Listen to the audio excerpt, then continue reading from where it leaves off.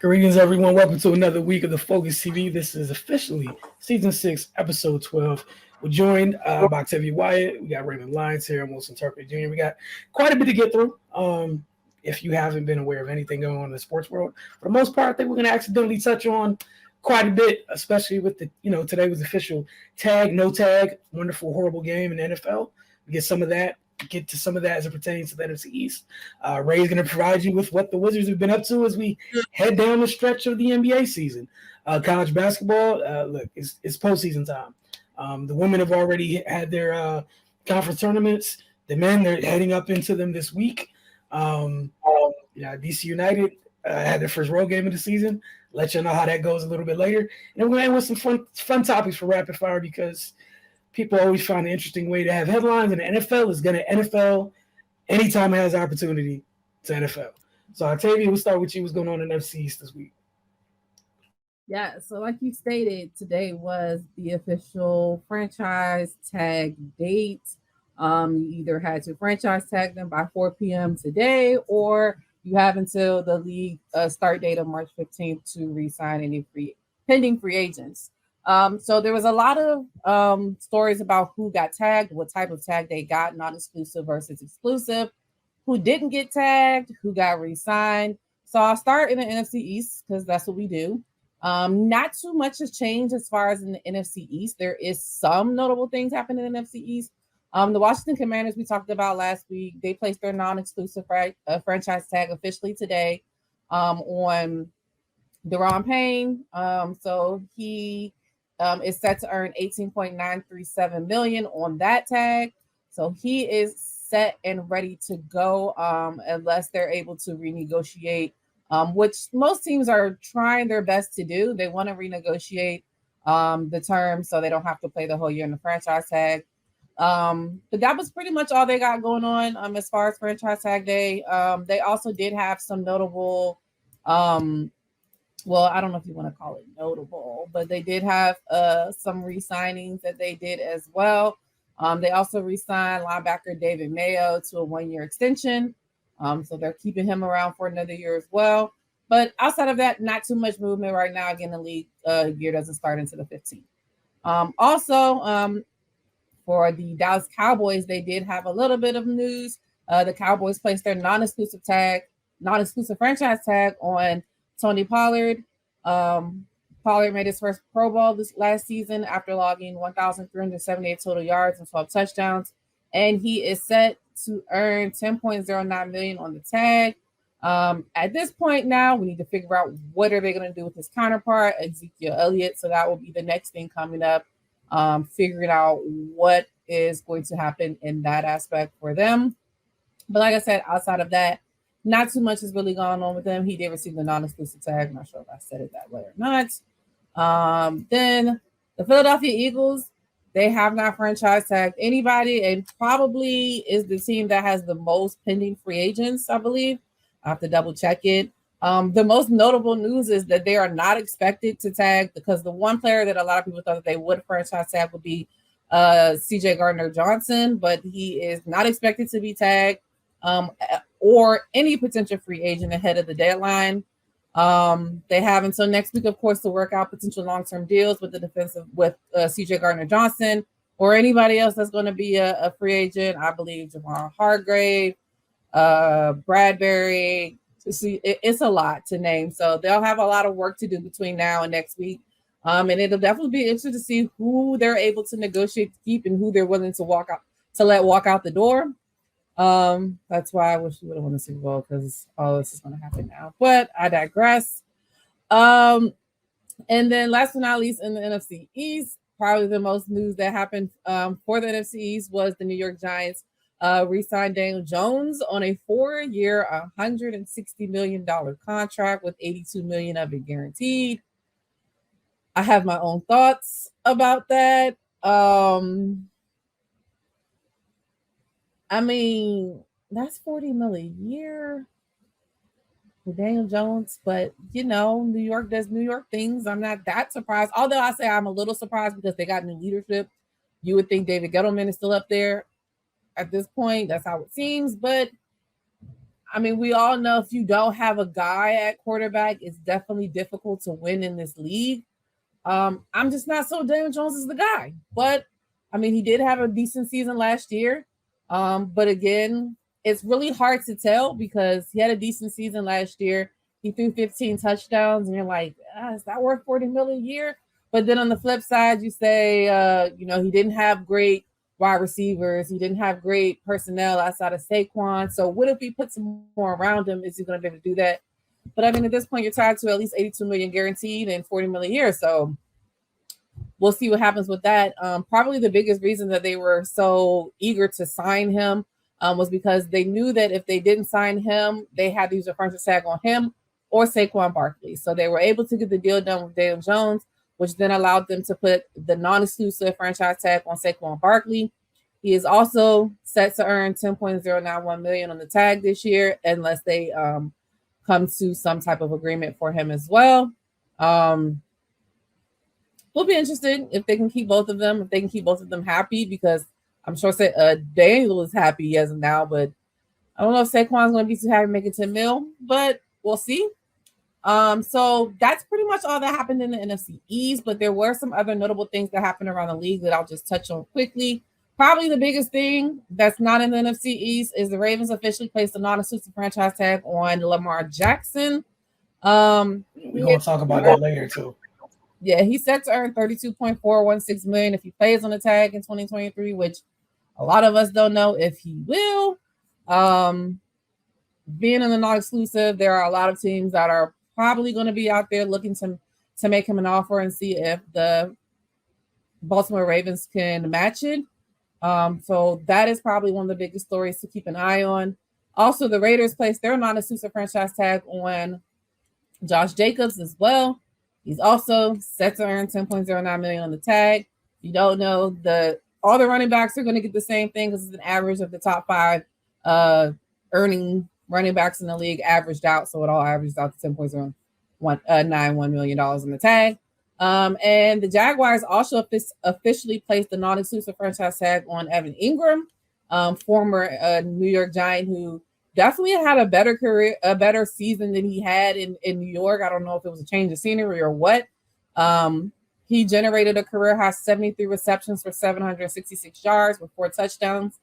He's set to earn $11.345 million if he plays on the tag. Just some notable players that did not get tagged, which a lot of people thought would get tagged. The Chiefs elected not to franchise tag Orlando Brown. Denver also elected not to franchise tag their defensive lineman, James. I forget his name. I done lost it. And then the Patriots also won't put a franchise tag on their lineman, Jones, as well. So there's some people that didn't. And then last but not least, just some of the big news. Derek Carr did sign a deal. He signed a deal worth $150 million over 4 years with guaranteed money through 2024. His contract also has a no trade clause. So he is officially a New Orleans Saint. And it seems like some people are happy about it. It reunites him with his former coach, Dennis Allen. So it's definitely an upgrade, I believe. They were kind of going around in circles ever since Drew Brees retired. It is also out there that Jameis Winston will probably be cut, which is kind of interesting, but it is what it is at this point. Also, comeback player of the year, quarterback Geno Smith agreed to a 3-year, $75 million deal with a max value of $105 million and includes $40 million guaranteed at signing. For him to come where he came from with all of the questions and could he be the guy and have the season that he had last year, it's nice to see him get paid. I mean, I kind of think that this will be the same kind of deal that Daniel Jones will get, but I digress. And last but not least, probably the one thing that I'm tired of hearing about and talking about, but we got to say it, Aaron Rodgers is officially out of the darkness, and he is apparently scheduled to meet with the Jets. The Jets, apparently Aaron Rodgers is their plan A. That's who they want. It'll be, I mean, nobody knows what Aaron thinks at all, so we don't know what will happen. While it seems like all signs point to Aaron Rodgers signing with the New York Jets, crazier things have happened. I think they said what's even crazier is today. today a year ago was the day he's told Green Bay that he would be back. So it's kind of funny that now today is the day he's talking about I'm gonna go talk to the Jets. But you never know. Whatever the Jets could say to him, maybe he doesn't agree with. Maybe he decides to go back to the Green Bay, see what happens. I don't think he's going to retire. What is it, 58, almost 60 million he's guaranteed this year. I would have probably played another year too. I'm just saying. So I mean, he got the postseason off, so it's not like he is too tired. So, but yeah, just some couple things going on. Next up, of course, we're gonna start getting ready for the draft. Those are the next big things. We just had the combine. There were some crazy combine stories as well. But I think they're kind of starting to outlaw the combine. A lot of people don't pay too much attention to it anymore. But there's always cool stories that come out of it. So I kind of like it just to kind of give people some more exposure, than they might not have got during the year. So I think it's still a good thing, but definitely draft in April is where it's going to be at. So, and then of course the league year starts in the next week. So I'm sure more crazy things will happen next week. For sure, it's the NFL. This was the precursor to the chaos. This Absolutely. week. You got folks out here. Gino had a good year, 105 million. Daniel was functional, got 160. The bar is the bar. I'm gonna leave that there, but that bar is in where. Several rungs in where, because that makes absolutely no sense. Absolutely no sense. But it is what it is. Also, it's the NFL. Again, we're gonna talk about all that a little bit later, because some of the quarterbacks that some of that younger crop of quarterbacks that everybody's already like deemed the next great crop already, like the Herbert, the Burrows, all them, they have to be laughing at the money that got given to Daniel Jones today. Like that's I think it's like Pat makes like 45 a year. Like, you telling me that Daniel Jones is 5 less than Pat? Y'all tripping. Look, man. God, tripping. Gotta let the NFL cook. On to another wonderful league. Well, fortunately for the NBA, I don't know how it got to this point. I'm old, so I'll accept it. Apparently now the last 20 games of the season are going to be what used to be 82-game seasons for us, where everyone's really playing hard and everything's on the line. That said, Ray, what's the latest with the Wizards? Yeah, man, they're not doing themselves any favors. They're on a 2-game slide right now. They lost to Toronto on Saturday. They had a back-to-back, and they dropped the second game to the Bucks on Sunday. Yeah, man, it's just the Wizards. On Sunday they didn't have Kuz, which which is a blow, but another winnable game. It's just the same story with them, man. Defensive lapses and shot selection, and you can't afford that playing the team with the best record in the league, so they luckily they got about a game and a half cushion on Chicago for 10th place. So, if they can just stand pat for the last 20 games, and they'll sneak into the play-in, but they shouldn't be in this position. They dropped numerous winnable games, and now they're here. So it is nothing to feel sorry for them for. They did it to themselves. Saturday against Toronto, they were in control of the game pretty much until the waning moments in overtime. Defensive lapses. Porzingis sinks a little too far in on the help, leaves Fred VanVleet open for 2 threes down the stretch that pretty much sealed the game for Toronto, and that's all she wrote. Sunday, they're playing the Bucks. The Bucks are on a roll. That was a tall mountain to climb coming in, but again, they lost by 6 points. So they fought and competed, but you got to do a little more than that to win games. You got to be disciplined. You got to execute. So yeah, they gonna have some decisions to make.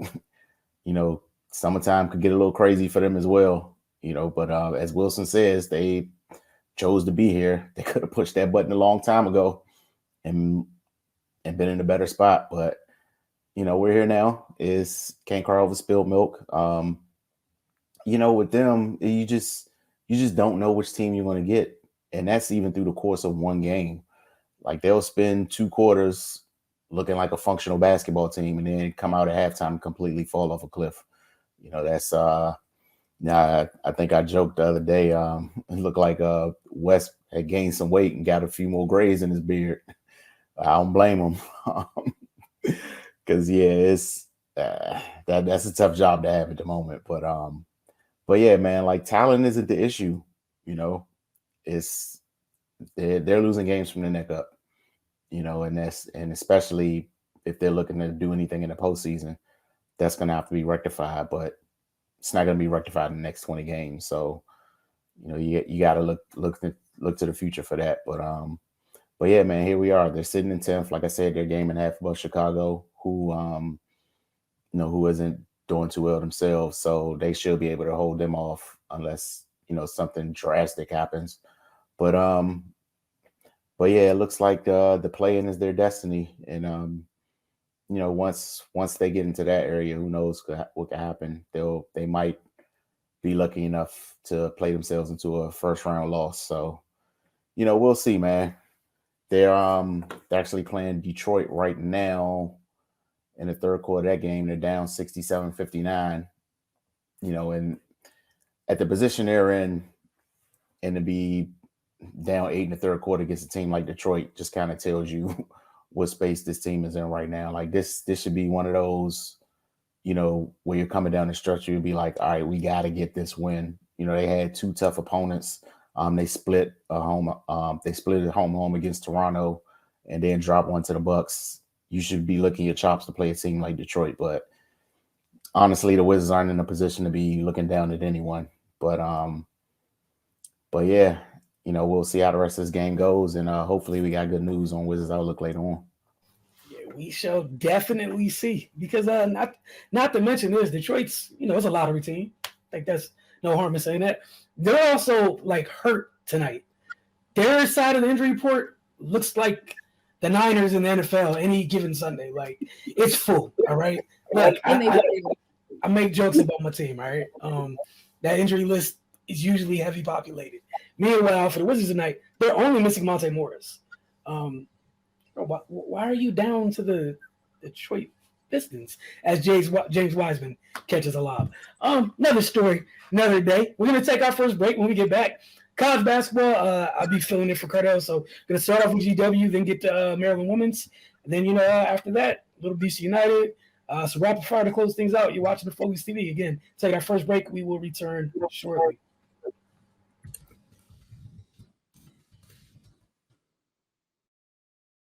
Welcome back to the Focus TV. As promised, going to get started with this college basketball segment this week. Going to start off with GW men's basketball. The Colonials come back, did fall short in their loss to the Rams, coming out of the half down 35-32. George Washington had to be feeling good about their chances about knocking off conference leaders. VCU, considering they shot 39% from the field and just 12% from three. That feeling didn't last long. The second half got underway. VCU went on a 6-0 run to get things going, and that set the tone for a second-half surge from VCU to take control of the game. The Colonials, thanks to 4 3-pointers from Rams reserve wing David Shriver, would see VCU go on a 23-10 run to take a 66-49 lead at the 7:21 mark. George Washington, on the brink of being blown out in their final home game of the season, would show tremendous grit and heart and battle back with a run of their own. Over the next 6:31 of the game, the Colonials put together a 16-2 run to cut a 117-point deficit to as little as 3. It's trailing the Rams 68-65 with 50 seconds remaining. However, that would be as close as they would get. Brandon Johns Jr., he had a dunk to put VCU back up 5, giving them a 70-65 lead. Clutch free throws from Zeb Jackson and former St. Francis standout Ace Baldwin closed the deal for VCU as George Washington fell in their season finale 74-68. Hunter Dean led the Colonials with 14 points and a team-high 8 rebounds. Brendan Adams finished with 14 points and 6 assists, and James Bishop and Ricky Lindo Jr. added 14 points and 12 points, respectively. James Bishop officially became the first Colonial to lead the A-10 in scoring since Sir Valiant Brown in 1999, in the 1999-2000 season. Bishop ends the season averaging 21.5 points per game. VCU was led by Brandon Johns Jr., who posted a double-double with a game-high 17 points and 10 rebounds. David Shriver added 12 points. He was 4-7 from deep. And Jalen Deloach contributed 11 points and 7 rebounds. 7th seed George Washington will face 10th seed St. Joseph Wednesday at 5 p.m. in the Atlantic 10 Championship Tournament, which is held at the Barclays Center in Brooklyn, New York. So Carter will be up there to take that in. As for the Maryland women, let me get that queued up for you guys. They were the 3 seed in the Big Ten tournament this past week, which meant, they had a bye, which, was well-deserved. It also meant after they won their first game, they'd be facing a very familiar foe. We'll get right into that. Maryland would fall 1 game short of reaching the big championship game. After they beat Illinois 73-58, they faced Iowa in the semifinals. The teams had split their regular season matchup 1-1. Iowa got off to a quick start, and then Maryland went down and had to respond. They went down 12. They responded accordingly. The Hawkeyes jumped out to a 21-9 lead before the Terps stormed back. But Maryland was still trailed by 5 at the half. Iowa continued to answer Maryland runs in the second half. The game was tied at 79 with 2 minutes and 19 seconds left. Iowa went on a 6-0 run. A late 3 from Lavender Briggs kind of closed the gap for Maryland, gave them some life because it was getting bleak there for a little bit. But Lavender Briggs hitting another timely shot. She would cut the deficit to 85-84 with 26 seconds left. The Hawkeyes held on for the win. Those two teams, that was the 3rd time they met this season. They've gotten after each other every single time. I wouldn't be shocked, depending on what happens come Selection Sunday, if they end up in the same area of the bracket, if they see each other again, because why not? Clearly the basketball gods continue to have them see each other, and I've enjoyed every one of the matchups. Maryland was led by their seniors. Once again, is Diamond Miller and Abby Myers finished with 21 points. Cheyenne Sellers and Faith Masonis added 10 apiece. Caitlin Clark scored 22 points to lead the Hawkeyes, and all 5 starters on Iowa finished in double figures. McKenna Warnock and Gabby Marshall were huge for the Hawkeyes as they scored 21 apiece. Marshall hitting 7 threes. Maryland will now wait for Selection Sunday to find out where they'll land in this year's NCAA tournament. So when we talk to you guys next week, we'll have an idea of what they'll be going through, who they'll be facing, what the brackets look like. And I think, again, Ray, please correct me if I'm wrong, this is the first year the Final Four is held in different cities. I believe this year for the men's and women's tournament. So I'm still trying to get acclimated to this is first year with Selection Sunday, but the Selection Day shows aren't followed, right after each other because it's almost spaced out by a week, which is great. The women's game needs a space to have their selection show, and obviously, the men's they get enough fanfare that will be fine with it being a week later. Life is going to go on for anyone that's very upset about that. But now for Maryland, look, a lot of lessons learned this season. One of the things we know for sure is that they are battle tested. Told you guys all year, talked about the type of opponents they faced, especially in non-conference. Even in that game against Iowa, it's a neutral court, even though, where they were playing is much closer to Iowa than Maryland. So it wasn't too neutral. However, to go down there early and then not get rattled, fight back, get back in the game and have a chance to win it late, knowing that some of that was just on you missing free throws. You lost in single digits, tighten up the free throws, you're probably okay. Some better execution here and there. But again, we've seen Iowa put teams, in that danger zone, and then that's it. Like, you get down 12, now we're just laughing at you on Twitter because Caitlin's going off, everyone's having fun. The Iowa fans are enjoying life. They're on Twitter talking smack. But again, it's been a tough year for Maryland. I've been encouraged by them all year. I'm very anxious to see where they end up in the tournament and then see how much trouble they could cause. Also, because of their resume, they better not end up anything lower than the 3 seed. Otherwise, discussions have to be had. It shouldn't be. Like I can entertain not being a 2 because of the tournament, because of the Big Ten tournament, possibly. It can't be lower than a 3. Like that's. And look, I will lead the riot. I'm here to incite the riot. For that. Octavia is here to incite the riot. I'll just let everybody know how to follow Octavia. There we go. But again, we'll see what happens. I'm looking forward to Selection Sunday. We'll see where the cards fall. This week we got the 9-4-50 breakdown. So Jamar Hayward is breaking down a shot fake, shoulder bump, fadeaway out of the mid post. Gotta love that. Always talk about all the best scorers, whether it's women's basketball, men's basketball, what have you. Elite scorers usually got that tool in their bag of figuring out how to get a good shot off in the mid-range, despite what some people say, like that it's not worth it or not important, what have you. The greats kind of love that area of the floor. So we're going to check that out, and then we'll see you guys after the break. You're watching on Focus TV.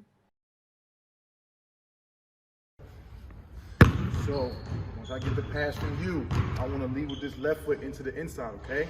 All right, so I throw this pass here. I want to lead, okay? I don't want to face all the way here, all right? That negates the purpose of the move. So once I get it here, once I get that pass, I'm at an angle. Because I can still shoot the ball just like this, all right? So I'm here. I'm at an angle, all right? So now, all right, when I shot for I can hit him with this shoulder. Don't extend, of course. Just a little nut, okay? So I want to lean my body here to create contact. So again, I'm here. Shot fake, here, up, ground, okay? Yeah. So again, I'm here. Up. Same thing on this side. I'm on this side. So throw it to myself again. I lead with the right foot. I'm at an angle here, facing that wall. All right. So I'm here. Shot fake. I lean here. Okay, with my right shoulder. All right. Again, do not extend. So I'm here. Catch. Shot fake. Lean. Up. Shot. Okay. Got it? Go.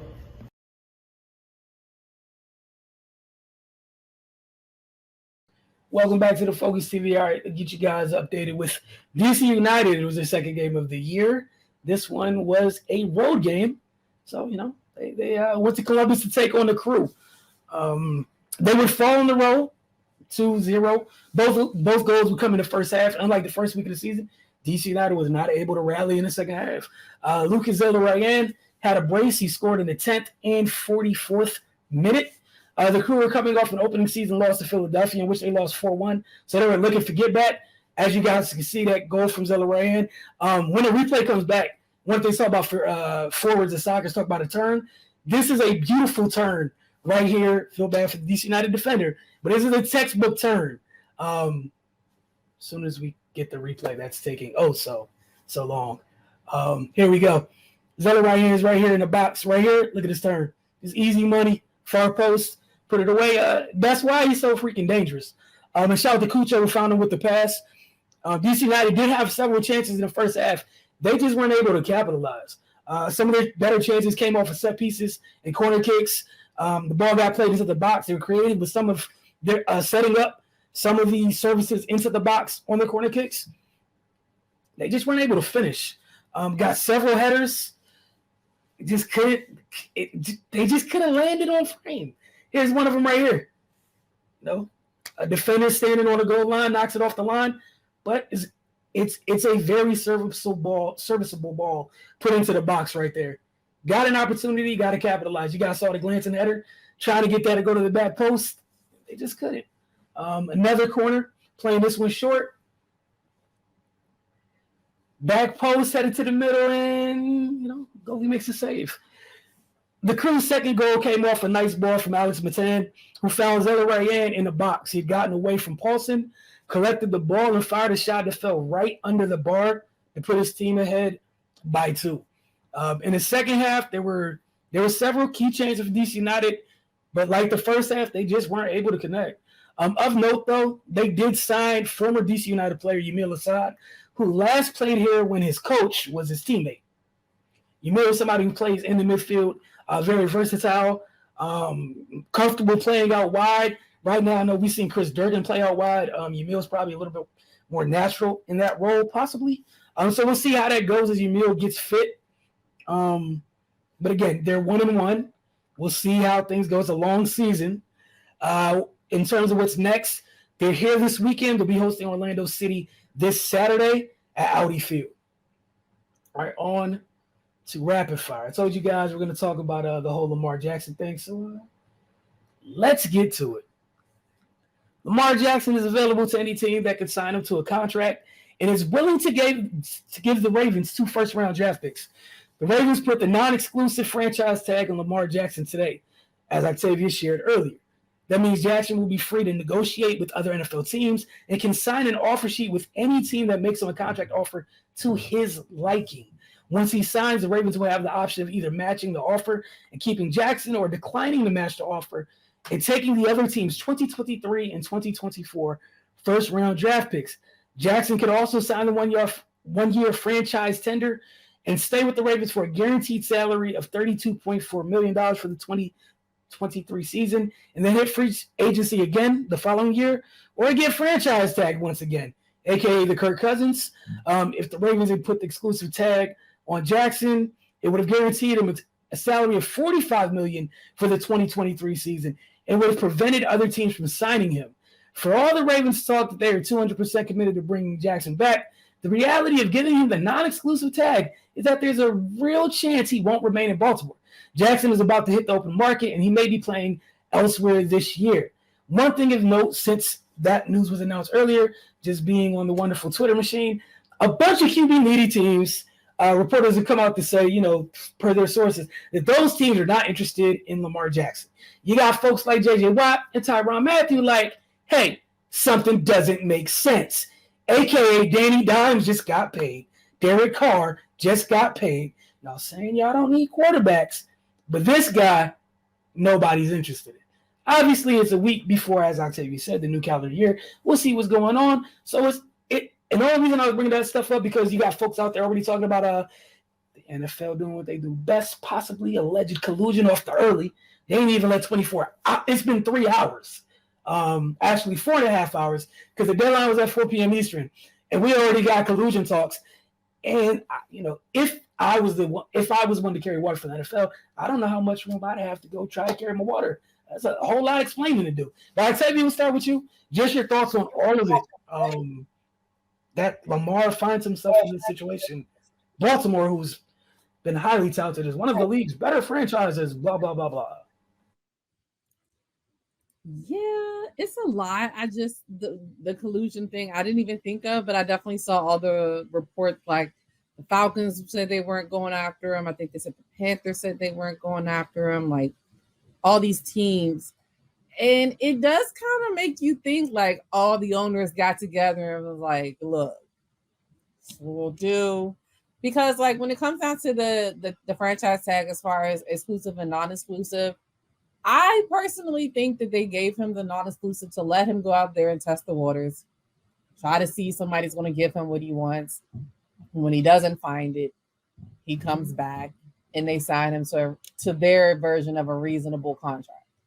Like honestly, like I see both sides in this situation, as far as what Baltimore is saying and then also what Lamar Jackson is saying. Like if I'm Lamar Jackson, this what I want, this what I feel like I deserve, and this the only thing I'm gonna accept. And I'm 100% with that, especially in the NFL, because we know their contracts very seldomly have guaranteed money. But on the other side, as far as a business, I understand why there is a little bit of back and forth as far as the injury situation.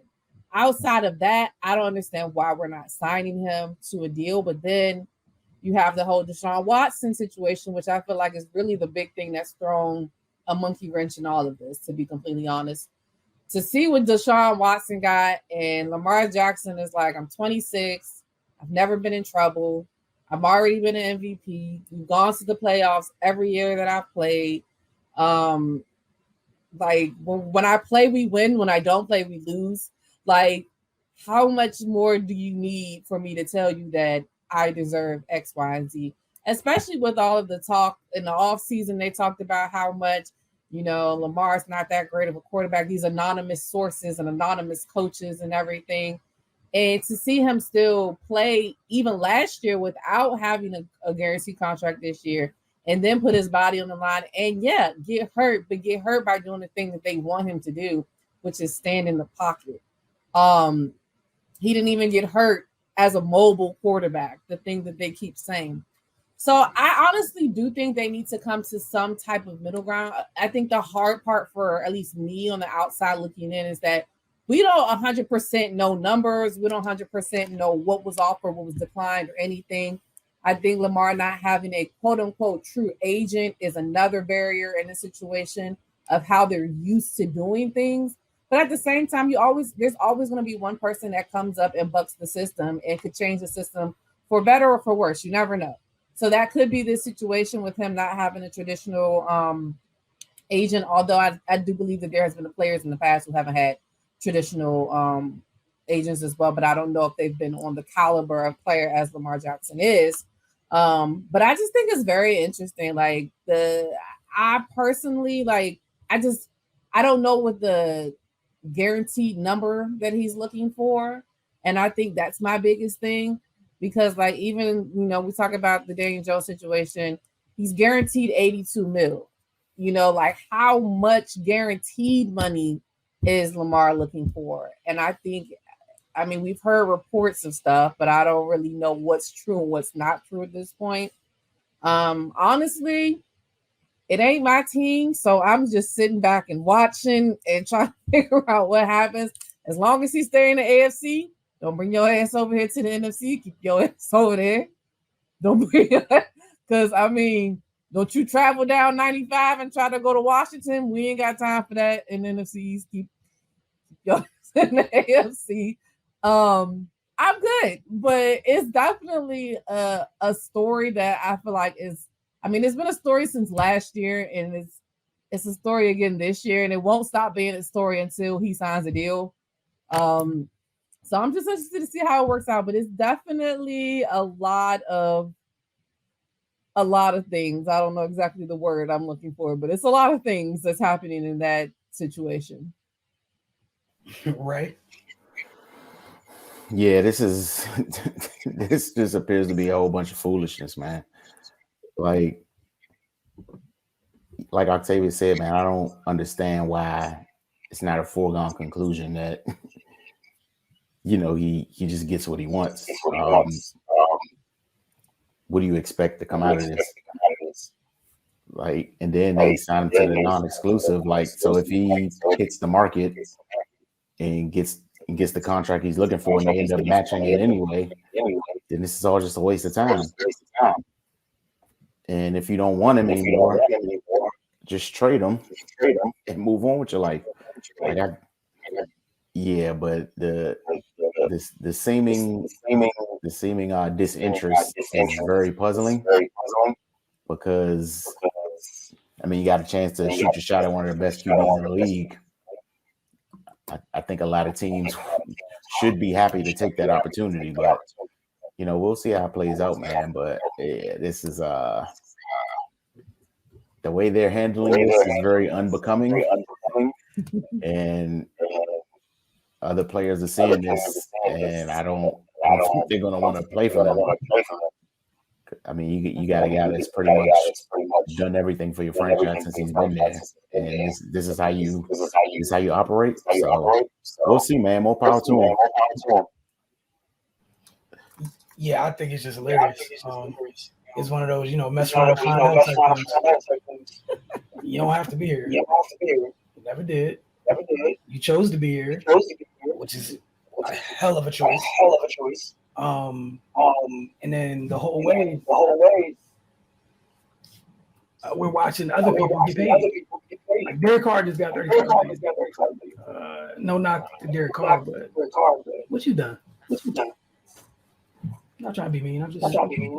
You got an MVP? You didn't want a playoff game. No. Oh, no playoff games. Championships. Rookie of the year? No. Okay. Danny Dimes. How about you? No.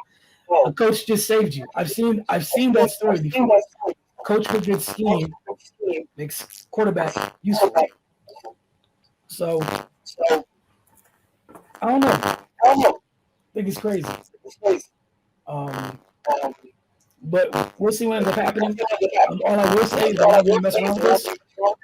One of those teams who people already said aren't available to get into this are going to find a way into it.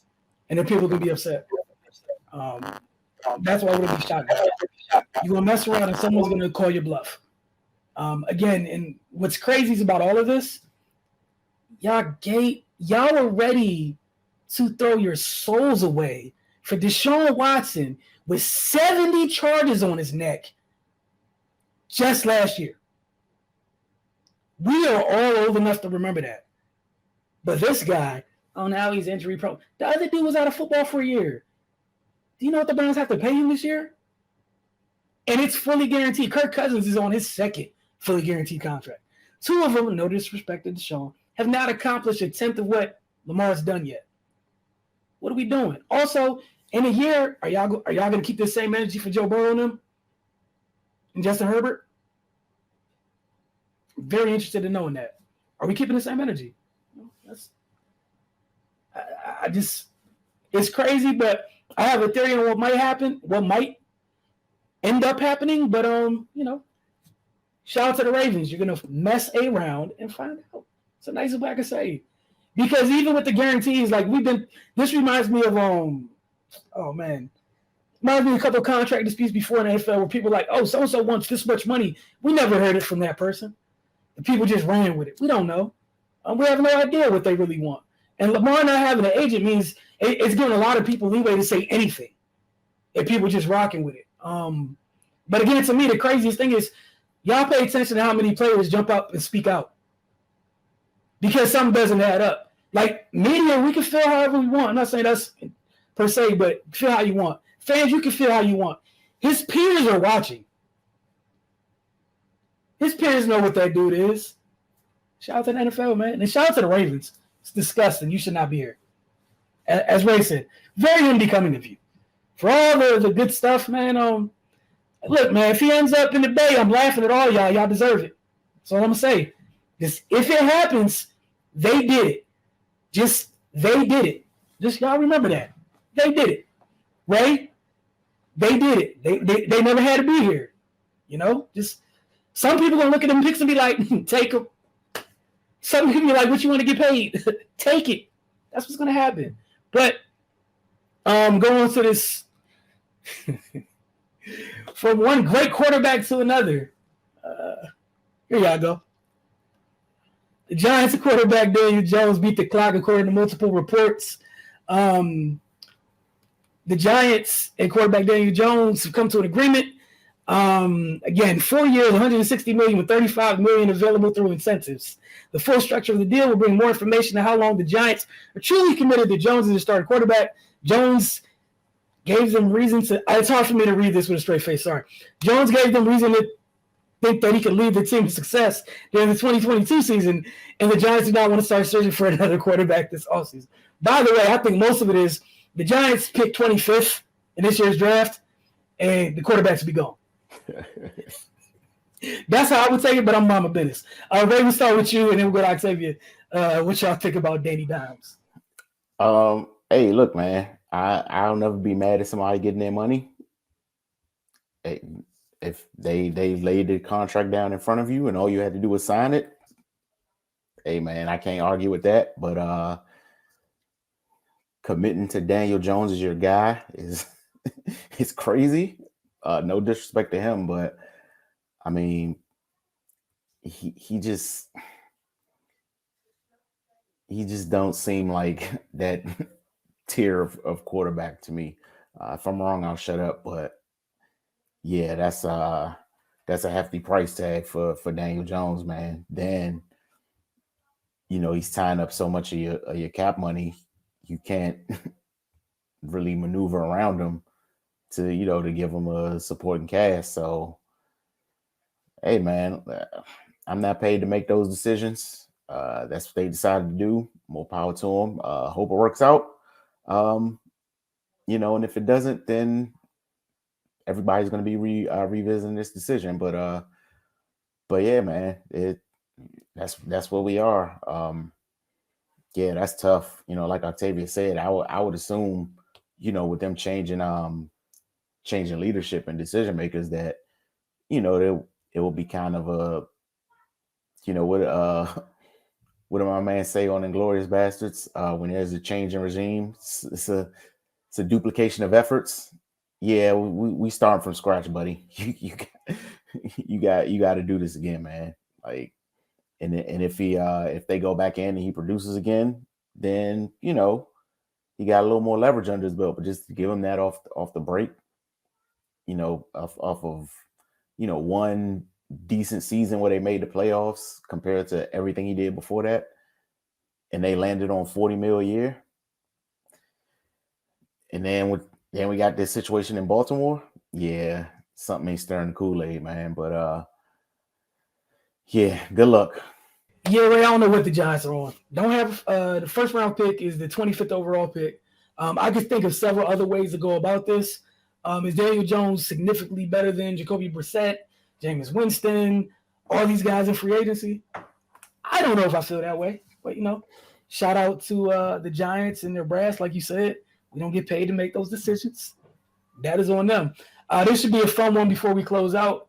As always, LeBron James is a topic. Just sometimes he finds his way into things.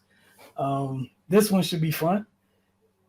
Our guy Earl, aka J.R. Smith, explains why playing with LeBron James can eat you alive. How playing with LeBron James can eat you alive. Smith explained what it was like to play on LeBron's team while appearing on Game Theory with Bomani Jones. It's a gift and a curse playing with Bron. I love Bron to death, and I love playing on his team because for me, I feel like I thrive more under the pressure, but a lot of guys don't like it. While a lot of times James' teammates get the blame, Smith argued that everyone, including James himself, should get criticized. Don't just look at me because I missed an open shot. We all missing out here, he said. Therefore, Smith said James' teammates have to be mentally tough during the season and prepared to take hits when things aren't going well. It's always going to be that supporting cast of who's not doing what. And if you're not built for that, not made for that, it's going to eat you alive. Thoughts? Man, he's putting this in the nicest way that he possibly can. But yeah, I mean it's obvious. Like if you're going to be on this team, be prepared to have your name in the headlines whenever something goes wrong, and then whenever something goes right, be prepared to be completely ignored. It is what it is. I don't know who would want to spend their professional time like that, but yeah, it kind of sucks. But it is what it is. On the other hand, it's LeBron, and yeah, teams are gonna you're gonna have to put up with that. I mean, he's one of the greatest players ever. So the likelihood of you being successful alongside of him, it's pretty likely. If you're willing to deal with what comes with that for a chance to compete for a ring, then have at it. But yeah, I can imagine that's a tough spot to be in. Yeah, and typically a guy in his position should shield his teammates from that. And it's not completely his fault that happens, but to say he doesn't contribute to it is just being disingenuous, to be frank. But yeah, man, truth is truth. We've all seen it. Far be it from me to argue with somebody who's played with the man for multiple years. So yeah, I think we should just take his word for it at this point. I think it's funny just because it's a thing we have talked about forever. So how about that? Someone who's played with them kind of, confirming it or just acknowledging it, which shouldn't be a shock. Like you said, one of the greatest players of all time, emphasis again, one of the greatest players of all time. There's a give and take to it. That's just sports. You got great players. There's certain things you got to do with. If you play on Tom Brady's team, he's going to annoy you with positivity and yell at you when he does something wrong. Those are the rules. However, you might have a chance to win championships and gain additional endorsement money, what have you. There are things that go with it. But he's going to yell at you. You play with Mike. Things could invoke bodily harm if you didn't meet a standard. People can say what they want. Results are results. Outside of one person openly complaining, everyone else is fine. Everyone else to the team's kind of been like, I didn't like it at the time, but you want to know what? I wouldn't trade it for the world. They were kind of like, I don't like how he did things. He's being a big meanie, however, points were made. So again, with LeBron, like one of the things, he doesn't play off ball. That's what it is. If you're a point guard, you're a 2 now. All right. Go with it. One of the greatest passing players in the history of the game. Dude can do everything. However, playing off ball is one of them. Nothing wrong with that. It's just a fact. It also means the way his offensive game is set up. If you're a big that plays on a low block, move. You and the point guard need to learn how to catch and shoot. These are things that happen. If you're a specialist, playing with him is probably a dream. If you're somebody who can do a ton of things, find a way to be elite in your new role of doing lesser things. That's it. But what's the payoff? Like, dude got several championships. For a while there, if you were on his team in the East for a while, you had an easy pass to the finals every year. Like, you show up, you come to training camp, you come to work, it's all your fault, but you're in the finals. So these are the rules, right? Like, this is what it is, all jokes aside. So, I mean, I'm just laughing because JR is confirming it, but like, when Chris Bosh said it, I don't know why y'all wasn't listening. Chris Bosh said, everybody was like, oh, it's Bosh. Chris told the truth. And Kevin Love said it. And Kevin Love said it after Chris said it to warn Kevin Love. And then Kevin Love pulled to Chris and tried to let the next group, I think trying to let AD know eventually, wasn't directly AD, but letting him know, like, the freedom you once had, it's different now. And the only reason I think AD is getting a little bit of a pass is Bron's older now. Mm-hmm. They didn't get old Bron. If Bosh had old Bron, Bosh's game wouldn't change much. But, I think, again, when I say all the time, one of the greatest lies ever shown to us as NBA fans was how Dwayne Wade and Chris Bosh changed their entire identity as NBA players in a summer. People thought that it was just easy. Also, at the end of the day, two players who were very, very good on the metric of all time. Their names are somewhere on there. And they changed their entire games in the summer. You went from a dude who was on a low block giving people everything. Go catch and shoot. I'm a spot-up shooter now, coach. Cool. And not only that, I'm going to shoot like 40 from 3. Now everybody's out. Now everybody wants a big that does what Chris does. But that's not how he came into the league. You had Dwayne, who was not a shooter. That man turned into one of the most terrifying off-ball cutters in the world because down bad. Just extremely down bad. Like that's where it was. We got Octavia back. It's so weird. Hey, technology is a wonderful thing. So we'll let you chime in real quick before we get out of here. J.R. Smith came out and essentially was like, it's tough playing with Bron. I enjoy some of the good things. It didn't bother me too much. I enjoyed the pressure. However, he got into the whole, if something go wrong, it's our fault, not his. And kind of like, how mentally tough you have to be to withstand it. So your thoughts on things that, we've been saying forever. So I'll give you that opportunity before we close out. That was the first thing I was going to say. I was like, ain't we been saying that? Like, yeah, if anything goes wrong, it's not his fault. It's your fault. Like, and JR, I mean, I have a special place in my heart for him. He's in the A&T. I don't think he graduated yet, but he played golf at my college. It's crazy. So yeah, we seen it happen to him. Now, granted, a lot of the stuff that happened to him was also his fault. But yeah, I mean, we said that back when Bron first went to Miami, with Chris Bosh, and maybe more so Chris Bosh than Dwayne Wade. but definitely Bosch. Like, it was always his fault. Like, you did something wrong. So, and I mean, if you even think about it, it's kind of the same sentiment that Kyrie gave us in the beginning. You can kind of say, like, I think that's probably why one reason was like, yeah, I got to get out of here and get my own team. And he sees it's not as green on the other side. He's trying to figure out what he's doing with his life now. But yeah, I definitely agree with him. I mean, it's kind of one of those things like, JR, you probably didn't need to say it, because most people that actually pay attention to basketball can agree with that.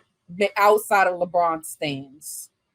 If it's not a LeBron like worshiper, everybody else can agree with that sentiment.